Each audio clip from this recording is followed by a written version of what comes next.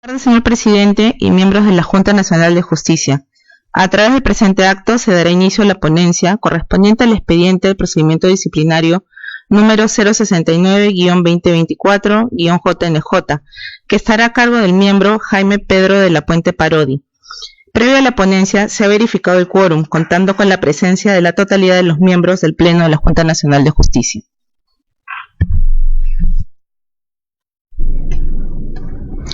Con su venia, señor presidente, me voy a permitir presentar la ponencia en el procedimiento disciplinario número 069-2024-JNJ. En principio, voy a hacer mención a los antecedentes. La presente ponencia versa sobre la propuesta de destitución del señor Edinson Polo Guamán por su actuación como juez del Juzgado Civil Permanente de Chachapoyas de la Corte Superior de Justicia de Amazonas, remitida por la Presidencia del Poder Judicial.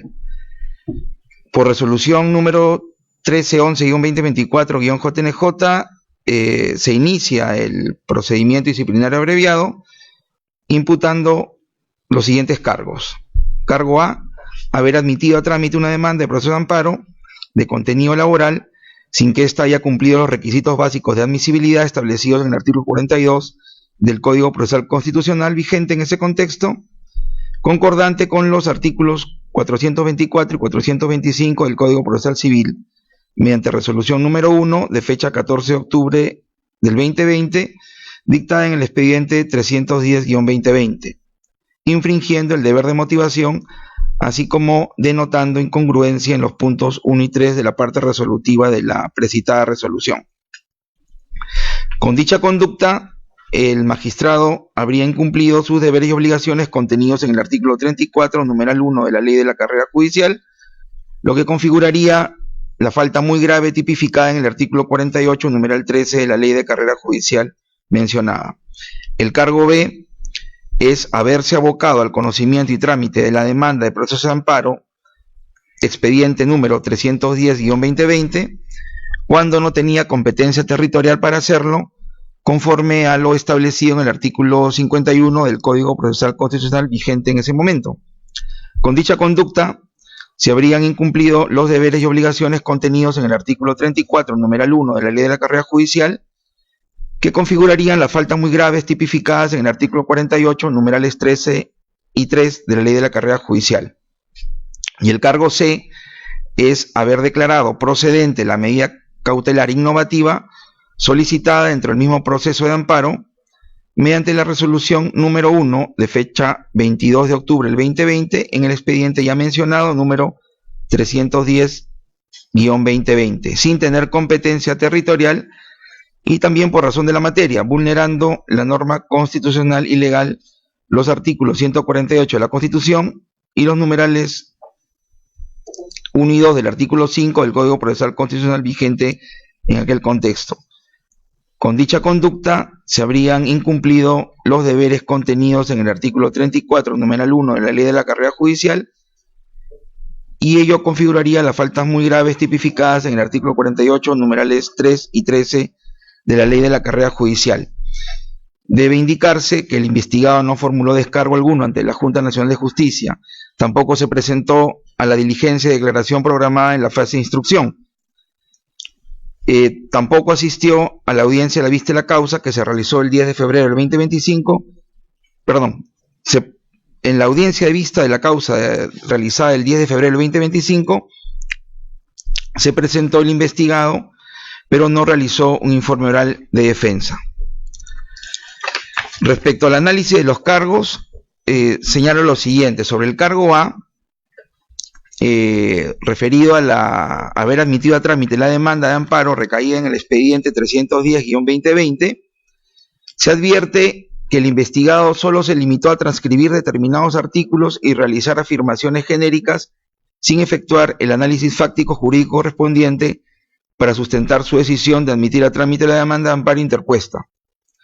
Se advierte, por el contrario, que en su propia resolución se incurre en una manifiesta incongruencia, pues por un lado admite la demanda y se ordena correr traslado de la misma a los demandados, y por otro se requiere a la parte demandante bajo responsabilidad que cumpla con anexar copias suficientes de la demanda y sus anexos, justamente para la notificación respectiva a los demandados. En ese sentido, la primera disposición de correr traslado supondría la verificación del cumplimiento de todos los requisitos de admisibilidad y procedencia de la demanda, pues sólo así correspondería la admisión a trámite de la misma. Sin embargo, el requerimiento dictado de los demandantes revela que ello no ocurrió, constatándose que el investigado admitió la demanda sin que ésta hubiese cumplido los requisitos básicos de admisibilidad establecidos en el artículo 42 del Código Procesal Constitucional vigente en aquel momento, concordante con los artículos 424 y 425 del Código Procesal Civil. Como se ha advertido, la resolución emitida por el investigado responde a frases genéricas o citas textuales de normas sin análisis alguno, verificándose que solo trató de dar cumplimiento formal a su deber de motivar. Incluso se observa que incurrió en incongruencia al momento de resolver. Ello revela el incumplimiento de su deber de justificar su decisión debidamente.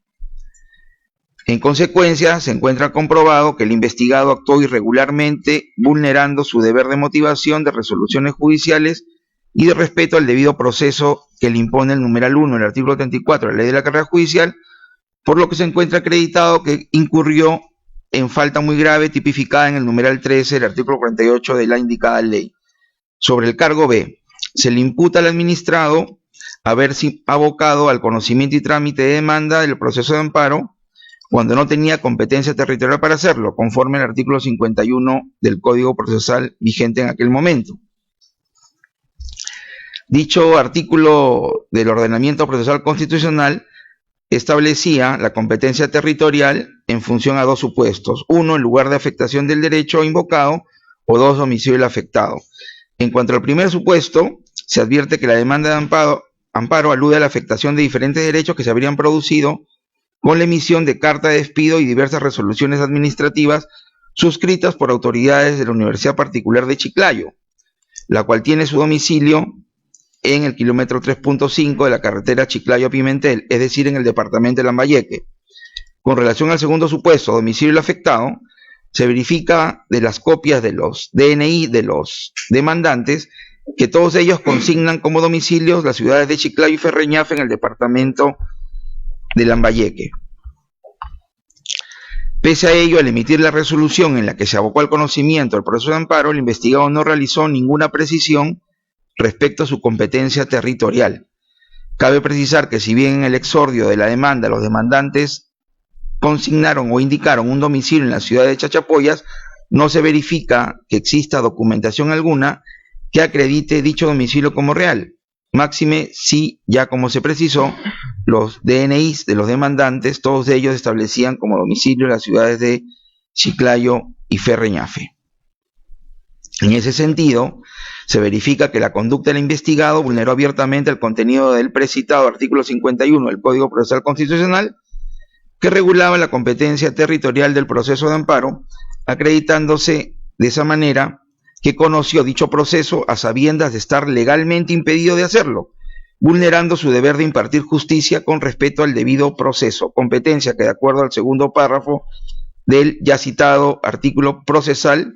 establecía una prohibición expresa según la cual en el proceso de amparo no se admite la prórroga de competencia territorial. En consecuencia, está comprobado que el investigado se abocó al conocimiento y trámite de la demanda del amparo en el expediente ya mencionado, número 310-2020, cuando no tenía competencia territorial para hacerlo, incumpliendo sus deberes contenidos en el numeral 1 del artículo 34 de la Ley de la Carrera Judicial, incurriendo en las faltas muy graves tipificadas en los numerales 3 y 13 del citado ordenamiento, del artículo 48 del citado ordenamiento. Sobre el cargo C, se imputa al administrado haber declarado procedente en la medida cautelar innovativa solicitada dentro del mismo proceso de amparo, mediante la resolución 1 de fecha 22 de octubre del 2020, sin tener competencia territorial y por razón de la materia, vulnerando los artículos 148 de la Constitución y el artículo 5, numerales 1 y 2 del Código Procesal vigente en ese momento, al no haberse recurrido a la vía contenciosa administrativa. Dicho cargo comprende dos cuestionamientos: por un lado, haber concedido la medida cautelar sin ser competente por razón de territorio, y por otro, haber fijado su competencia material para dichos efectos. Con relación al análisis del cuestionamiento vinculado a la competencia territorial, es necesario remitirse al cargo B en atención a la naturaleza de la medida cautelar. Eso es que al tener el carácter de instrumental y encontrarse orientada a asegurar la efectividad del derecho demandado, sigue la suerte del proceso principal, porque se concluye que el investigado tampoco resultaba competente por razones de territorio para conocer la medida cautelar que es materia de análisis. Ahora bien, en cuanto al cuestionamiento referido a la competencia material, este se vincula con la presunta contravención de los artículos 148 de la Constitución y los numerales 1 y 2 del artículo 5 del Código Procesal Constitucional vigente en ese entonces, en el sentido que la pretensión de los demandantes debió conocerse a través de una demanda contencioso-administrativa.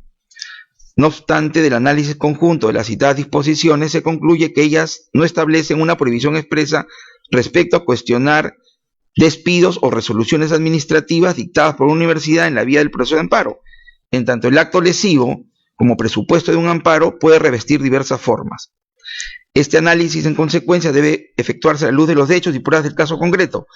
a fin de citar, por ejemplo, que no exista necesidad de tutela urgente derivada de la relevancia del derecho o de la gravedad de las consecuencias. Esto de conformidad con lo establecido en el precedente recaído en el expediente 2383-2013-PA/TC, caso Elgo Ríos Núñez. En suma, se concluye que de los dos cuestionamientos contenidos en el cargo C, referidos a la falta de competencia territorial y a la falta de competencia material, se encuentra acreditado el primero, el cual constituye un vicio grave y relevante, más no el segundo, en la medida que cabía la posibilidad que el magistrado pueda, en base a una justificación motivada y razonable, preferir la vía del amparo a la vía del contencioso administrativo. Por estas consideraciones se concluye que la responsabilidad disciplinaria incurrida por el investigado respecto al cargo C y en el extremo mencionado se encuentra acreditada. Conclusión: teniendo en cuenta los fundamentos previamente expuestos, se concluye que se encuentra plenamente acreditada la responsabilidad disciplinaria del investigado Edinson Polo Guamán, quien con su actuar vulneró inexcusablemente sus deberes establecidos en el numeral 1 del artículo 34 de la Ley de la Carrera Judicial, incurriendo en las faltas muy graves establecidas en los numerales 3 y 3 del artículo 98 de la citada ley, al haberse probado que denotó una conducta alejada del irrestricto respeto al debido proceso y el ordenamiento jurídico, conociendo una demanda de amparo y emitir una cautelar sin tener competencia para ello. Adicionalmente, debo mencionar que en la ponencia se encuentra consignada la graduación de la sanción, a lo que nos podemos remitir en caso sea necesario. Finalmente, propongo la siguiente fórmula resolutiva. Artículo primero: dar por concluido el presente procedimiento disciplinario, aceptar el pedido de destitución formulado por la Presidencia del Poder Judicial y, por tanto, destituir al señor Edinson Polo Guamán por su actuación como juez del Juzgado Civil Permanente de Chachapoyas de la Corte Superior de Justicia de Amazonas, al haberse acreditado que incurrió en las faltas disciplinarias muy graves imputadas. En el artículo segundo, disponer la inscripción de la sanción a que se contrae el artículo precedente en el registro personal del sancionado, cursándose el oficio a la señora Presidenta de la Corte Suprema de Justicia de la República y a la señora Fiscal de la Nación, y la publicación de la presente resolución cuando quede firme y consentida. Y en cuanto al artículo tercero del resolutivo, disponer la inscripción de la destitución en el Registro Nacional de Sanciones de Destitución y Despido, cuando también la presente resolución quede firme y consentida. He concluido, presidente. Leída la ponencia, la causa queda el voto.